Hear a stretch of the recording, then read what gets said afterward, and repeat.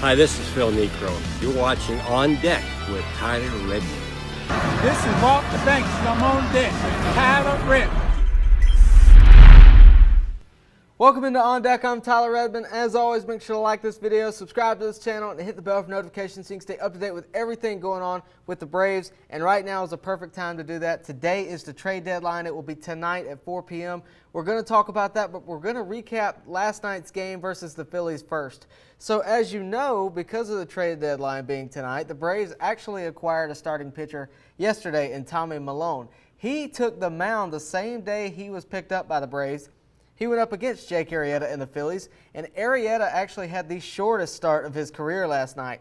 Just thankful that the Braves were the ones to do it. He would only go 1 1/3, giving up 7 earned runs. And once you get to that Philadelphia bullpen, it's usually bad news for the Phils. But the bullpen only gave up 5 runs in almost 8 innings of work. So early on, this was looking like it had potential for a pretty great first night for Tommy Milone with the Braves, but that was not the case. Of course, Tommy Milone coming over from the Orioles for 2 players to be named later.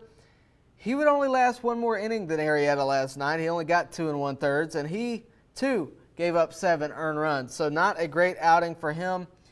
After that, it was really just a matter of if that Braves second inning could hold up. So in that second inning, it was just one Braves scoring after another. Specifically, I want to focus on Riley. He had 2 base hits that inning. Yes, you heard that, 2 base hits in the same inning. And one of them was a homer, a 2-run shot, scoring he and Markakis. So the last time the Braves scored 10 runs in 1 inning was April 7th, 2004 versus the Mets. But they did score 10 in the second inning last night as well. 7 on Arrieta, 3 on Hale. The Braves offense was really just on fire in that inning.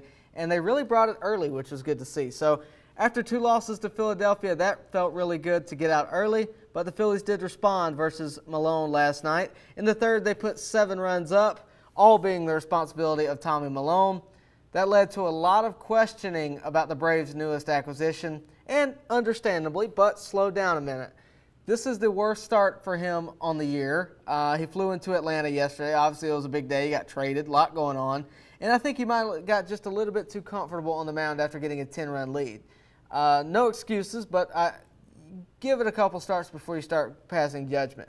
So this is not the last move that the Braves are going to make, or at least going to try to make. I don't think they're done. I think you're going to see some action today.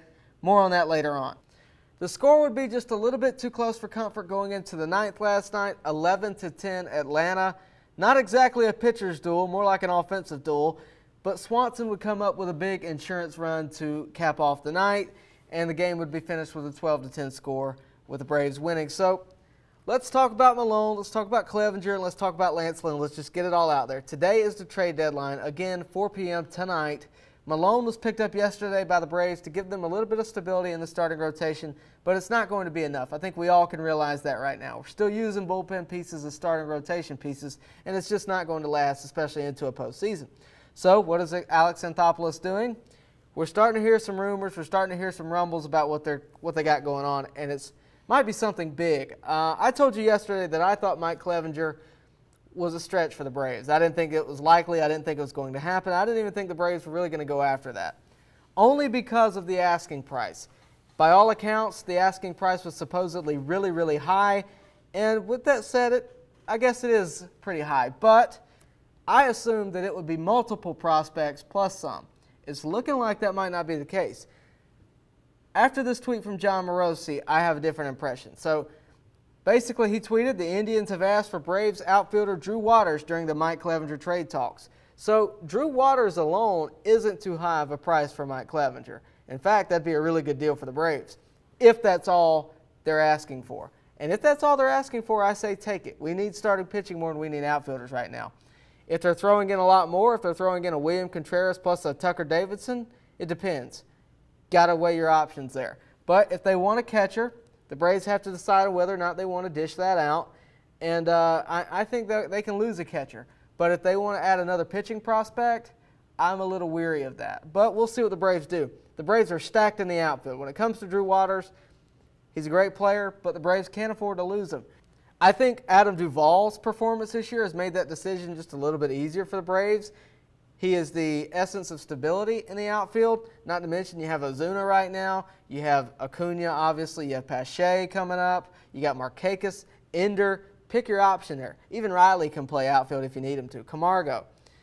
The Braves need starting pitching. This isn't a 27-game rental either if you get Clevinger. His contract goes into next season. So go ahead and picture Soroka, Fried, Anderson, and Clevinger next year. Don't worry. A lot of people are doing it. You can go ahead and picture it. That's what it would be if the Braves signed Clevinger. But we got to wait and see. So if too much time goes on today and that deal doesn't happen, I still think that Lance Lynn is a very good option for the Braves. Again, a 1.93 ERA on the year. He looks very good in Texas. I think that could happen. I think they both could possibly happen. But I still think that Lance Lynn is a very good starting pitching option for the Braves. So we'll have to wait and see. Again, the trade deadline is tonight at 4 p.m. We'll have to wait and see what the Braves do, but I think they're definitely going to make a move. We'll just have to see how big of a move they're willing to make. So let me know how you feel about the Mike Clevinger deal. Do you want it to happen? Is there anyone that's off limits out of the farm for you to get Mike Clevinger? Let me know in the comment section. And as always, make sure to like this video, subscribe to this channel, and hit the bell for notifications so you can stay updated with everything going on in the trade talks and, of course, everything going on in Braves country. As always, I appreciate you watching, and I'll see you next time on deck.